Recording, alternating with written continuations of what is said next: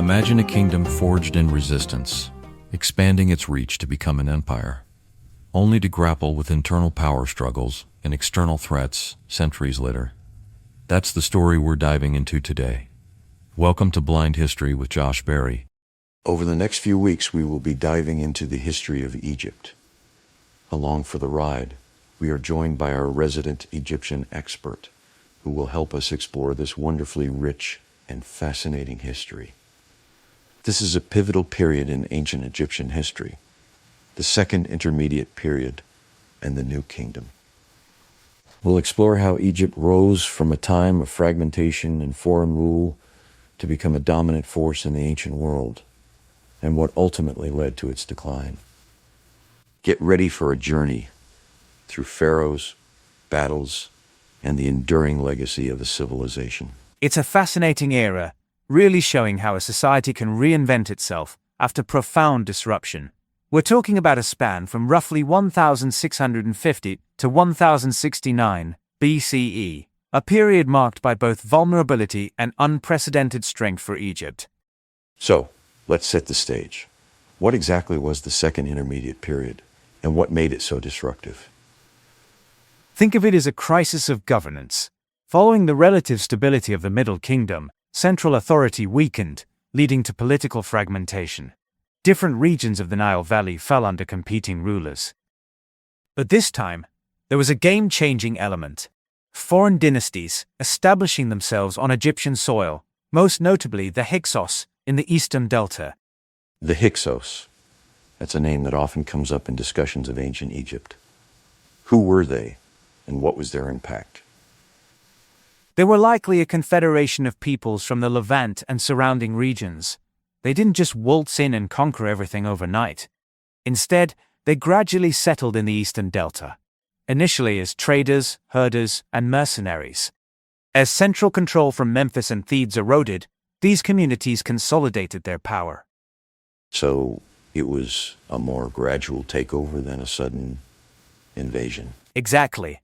And they were smart about it. They adopted many aspects of Egyptian culture while maintaining their own traditions. They ruled from a capital in the northeastern Delta and controlled much of Lower Egypt, including valuable trade routes. Their exact origins are still debated, but they introduced military and technological innovations, like the horse-drawn chariot and improved bronze weaponry. Chariots, that must have been a significant advantage on the battlefield. Absolutely. It revolutionized warfare in the region. We'll see later how the Egyptians themselves adopted and adapted these technologies to their own military doctrine. In fact, let's introduce the older painting in the region, Kona, in the 25th century, and the equivalent of the Second Frenchman, was all the world love. We can think about this whole period in terms of adaptation. Egypt was constantly adapting to new challenges, new technologies, and new cultural influences. We'll see that play out again and again. Adaptation. I like that as a lens. So, how did the native Egyptians react to Hyksos rule? Well, native Egyptian dynasties survived in the south, particularly around Thebes. Tensions between the Theban rulers and the Hyksos intensified over time, fueled by competition for territory, trade, and ideological supremacy. This eventually led to open war. Thebes, rising again as a center of resistance. What was the turning point in this conflict? The Theban kings gradually pushed northward, forging alliances, mobilizing troops, and, crucially, adopting those new military technologies we just mentioned. Warfare became more mobile and sophisticated. Through successive campaigns, they eroded Hyksos control, eventually capturing their delta strongholds.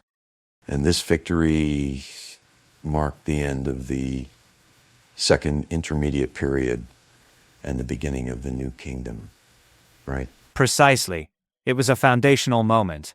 As the text says, this victory became foundational for the ideology of the New Kingdom. Egypt had thrown off foreign domination and reasserted its destiny as a unified, powerful state. That's a powerful statement. What are the key points there, and what are the implications? The key is that the experience of foreign rule left a deep scar. The New Kingdom rulers were determined to prevent a repeat of the Hyksos episode. The implication? They pursued a more aggressive foreign policy, pushing Egypt's frontiers outward rather than relying on natural borders alone. It flipped their whole strategic outlook. So, fear of invasion shaped their imperial ambitions. Absolutely. And it wasn't just fear, it was also about control of resources and trade routes. The New Kingdom kings campaigned into Nubia in the south, securing gold mines and trade routes, and into the Levant in the northeast, establishing vassal states and extracting tribute. We're talking about a transformation from a regional power to a major empire. Exactly. The pharaoh was no longer just king of the two lands, he was also a great conqueror and international statesman, dealing with other great kings on relatively equal terms in letters and treaties. The new kingdom became a true empire. Earlier you mentioned the adoption of new military technologies. How did the Egyptian army evolve during this period? It became a more professional force, with divisions, foreign contingents, and specialized units such as charioteers. Military service offered a path to advancement for commoners and foreigners alike, further intertwining Egypt's internal society with its imperial ventures. So, empire building had a social impact as well. Undeniably, it created opportunities for social mobility and brought new cultures and ethnicities into Egyptian society.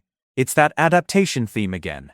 The new kingdom was a melting pot, even as its rulers tried to maintain a sense of Egyptian distinctiveness and superiority.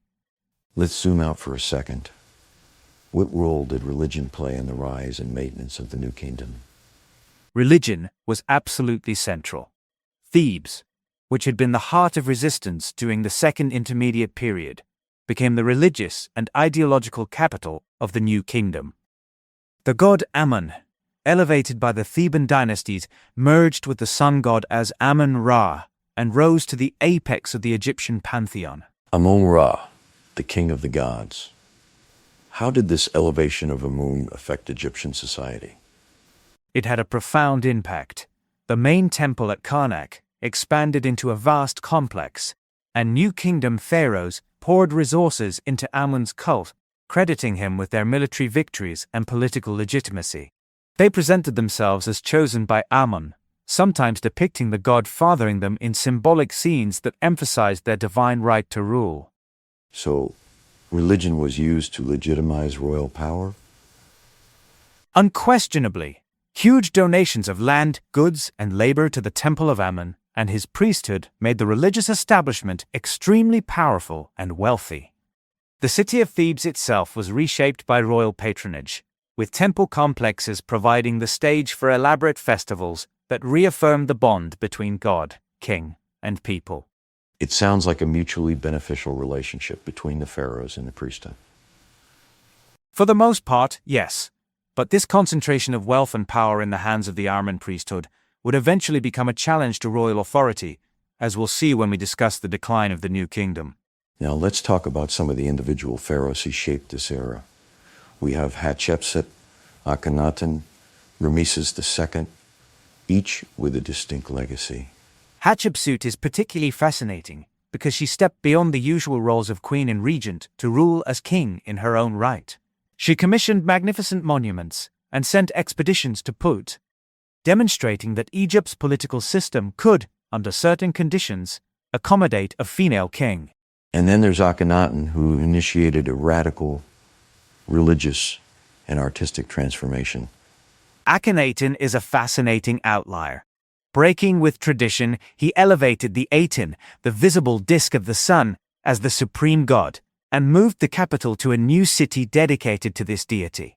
Art under his rule departed from long-established conventions, depicting royal figures with elongated heads and rounded bellies. It was a complete upheaval. A religious revolution, you could say. Absolutely, but it was short-lived. After Akhenaten's death, his reforms were rapidly reversed, and traditional gods were restored. It does, however, reveal how flexible, at least briefly, Egyptian religion could be, and how deeply intertwined theological shifts were with political and social tensions. So, Akhenaten's reign was ultimately an aberration. In many ways, yes. But it's an important reminder that even in a society as seemingly static as ancient Egypt, radical change was possible. And the backlash against Akhenaten shows the resilience of traditional religious beliefs and the power of the priesthood. And then we have Ramesses II, the Great. What's his claim to fame? His long reign was marked by ambitious building projects, extensive military campaigns, and a deliberate effort to project an image of unparalleled greatness. He erected temples and statues across Egypt and Nubia, inscribing his name so frequently that he became one of the most recognizable pharaohs in the archaeological record. He certainly left his mark on the landscape. Indeed, militarily, he's particularly associated with the Battle of Kadesh against the Hittites. Though the engagement was tactically indecisive, both sides claimed victory, and it eventually led to a peace treaty and diplomatic marriage arrangements. A peace treaty, that's a significant achievement in a world of constant warfare. Absolutely. It marked a new phase of international diplomacy, in which Egypt and the Hittites recognized each other as great powers and strategic partners. It's a good example of adaptation on a grand geopolitical scale, recognizing a stalemate and pivoting to diplomacy. We've talked about the rise and the peak of the New Kingdom. What led to its decline? Several pressures eroded its stability over time.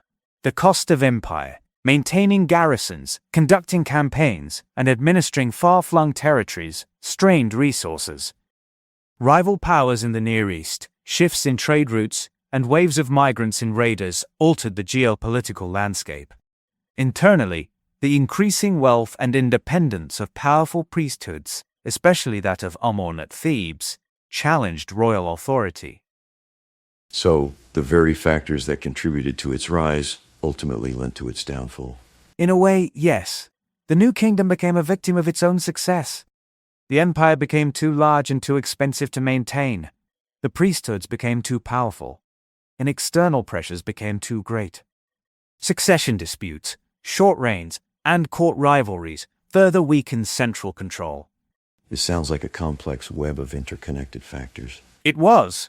By the end of the 20th dynasty, Egypt's hold on its Asiatic possessions had largely evaporated, and its control over Nubia had weakened. The country faced attacks from groups often referred to as Sea Peoples and other external threats. This led to the collapse of New Kingdom unity and the onset of a new era of divided rule and foreign influence. So, what's the lasting legacy of the Second Intermediate Period and the New Kingdom? Together, they form a dramatic chapter in Egypt's history, from foreign domination and internal fracture to imperial expansion, cultural brilliance, and then gradual decline. The memory of expelling the Hyksos and the creation of an empire shaped Egyptian self-understanding for centuries. And that's why we still study this period today, right? Because it offers insights into the dynamics of power, the challenges of empire, and the resilience of culture. Exactly. New Kingdom monuments, texts, and artistic conventions became touchstones for later periods and for modern perceptions of pharaonic Egypt. It's the period that most people think of when they imagine ancient Egypt, the pyramids, the pharaohs, the gold, the gods.